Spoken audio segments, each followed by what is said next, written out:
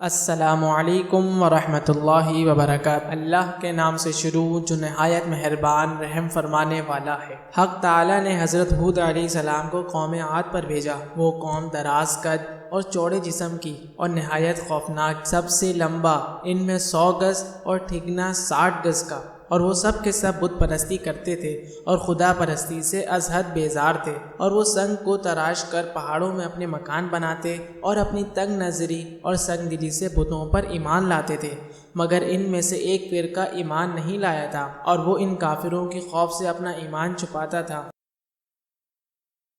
جب حضرت ہود علیہ السلام کی دعوت و تبلیغ حد سے زیادہ ہوئی تو سب کافر حضرت ہود علیہ السلام کو ایذا دینے کے لیے آمادہ ہو گئے۔ جو لوگ ان پر ایمان لا چکے تھے انہوں نے حضرت ہود علیہ السلام کو اس بات کی اطلاع دی، تو حضرت ہود نے بارگاہ الہی میں ان کفاروں کے واسطے بددعا کی۔ اس بددعا کے نتیجے میں برسات موقوف ہو گئی اور زراعت سوکھ گئی، اور تقریباً 7 برس تک وہ کافر قحط کی بلا میں گرفتار ہوئے اور بھوک و پیاس کے مارے اپنی زندگی سے بیزار ہوئے۔ حضرت ہود علیہ السلام نے ان لوگوں سے بہت ہی شفقت اور محبت سے فرمایا کہ تم سب لوگ ایمان لے آؤ اور اپنے آپ کو دنیا کی آفت اور قیامت کی آتش سے بچاؤ، اور یہ سب آفتیں جو تم کو پہنچ رہی ہیں وہ تمہارے کفر کی وجہ سے نازل ہوئی ہیں، اور بت پرست خدا کے نزدیک سب سے برا کام ہے، اس سے بچو۔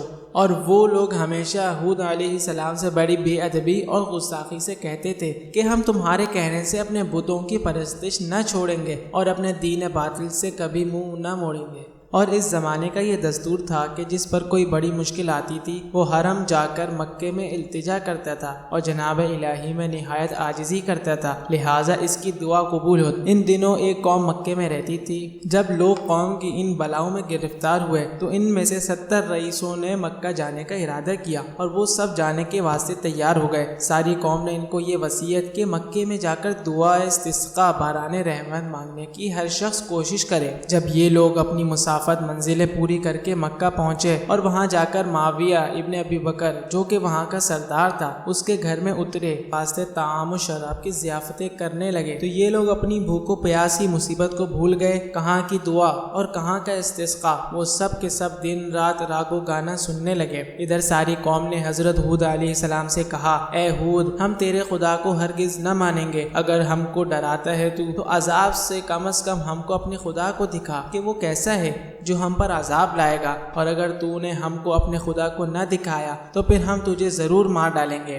یہ باتیں سن کر حضرت ہود علیہ السلام نے اپنے خدا کی بارگاہ میں دعا کی اور کہا کہ خدایا مجھے ان کے ظلم سے بچا، کیونکہ مجھے ان کے ساتھ لڑنے کی طاقت نہیں، شاید یہ لوگ مجھے مار ڈالیں گے۔ اس قوم کے سردار کا نام عاد تھا۔ اس کے زمانے سے زمانہ طوفان تک 700 برس گزرے تھے، اور قوت اس کی اس قدر تھی کہ اگر پتھر پر پاؤں مارتے تو اپنی زبانوں سے یہ کہتے تھے، ترجمہ یعنی کون ایسا ہے پردہ زمین پر کہ ہم سے قوت زیادہ رکھتا ہو۔ جناب باری تعالیٰ سے حکم ہوا، ایک حدیث میں ہے کہ اے ہود، وہ 70 آدمی جو تجھ پر ایمان لائے ہیں ان کو اپنے ساتھ لے کر پہاڑ پر چلے جاؤ۔ تب حضرت ہود علیہ السلام ان کو لے کر پہاڑ پر چلے گئے اور کہا، اے قوم، اب تم کو ہوا ہلاک کرے گی اور تم پر غضب الہی عنقریب آئے گا۔ وہ بولے، کون ایسی ہوا ہے جو ہم پر غالب ہوگی؟ تب خدا تعالیٰ نے حضرت ہود علیہ السلام سے ارشاد فرمایا کہ اپنی قوم سے کہہ دو، اے میری قوم، اپنے گناہ بخشواؤ اپنے رب سے، اور پھر اپنے کو رجوع کرو اسی طرف،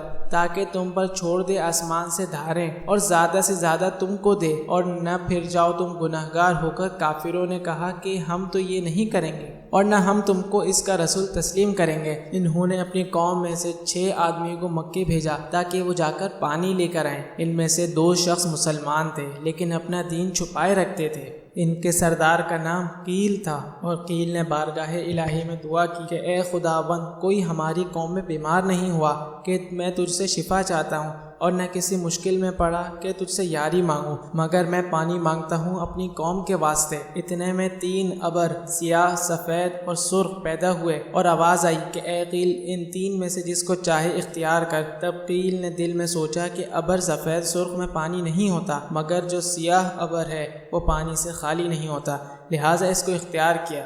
اللہ تعالیٰ کے حکم سے ابر سیاہ ساتھ ساتھ اس کے منزل مقصود کو جا پہنچا۔ جب فرشتوں نے تعمیل خدا کو بجا لائے ہوئے اس ہوا کو سوئی کے سوراخ کے برابر سے چھوڑا تو وہ ہوا مانند ابر سیاہ کے پہاڑ کی طرف سے نکل کر آئی، اور اس ہوا کو دیکھ کر قوم عاد بہت خوش ہونے لگی اور کہنے لگی کہ یہ ابر ہے، ہم پر ضرور برسے گا۔ حضرت ہود نے کہا، ترجمہ: کوئی نہیں، وہ یہی ہے کہ جس کی تم لوگ شتابی کرتے تھے، اور یہ وہ ہوا ہے جس میں تمہاری مار ہے۔ اور جب ہوا نکلی، کافروں نے کہا کہ اے ہود، تو نے جو خوشخبری پہنچائی کہ جس سے ہم تر ہوں گے۔ ہود علیہ السلام نے فرمایا، اے کافر، ذرا صبر کرو، اللہ تعالیٰ کی طرف سے تم پر عذاب علیم پہنچتا ہے۔ وہ اس خبر کو سن کر تقریباً 7 لاکھ مرد 3 پہاڑوں کے دامن میں جا رہے، جہاں ہوا کی راہ ایک طرف سے بھی نہ، اور یہ سب آپس میں ایک دوسرے کا ہاتھ پکڑ کر اور اپنے پاؤں کو گھٹنوں تک زمین میں گاڑ بیٹھے تھے، اور تمام لوگوں نے چارپائیوں کو بیچ میں اپنے لے لیا اور یہ کہتے تھے کہ 3 طرف تو ہمارے پہاڑ ہیں اور ایک جانب ہم سب ہیں، دیکھتے ہیں کہ کون سی ہوا ہے کہ ہمارے بیچ سے گزرتی اور وہ ہم پر کس طرح زور کر سکتی ہے۔ جب متکبروں نے اپنی قوت کا غرور کیا تو اچانک ایک آواز رات کی آئی، اور ہوا نے اس قدر زور کیا کہ پہلے مکانات اور قصر وغیرہ جتنے تھے سب کو جڑ سے کھود کر پھینک دیا، اور تمام تعمیرات برباد ہو گئیں،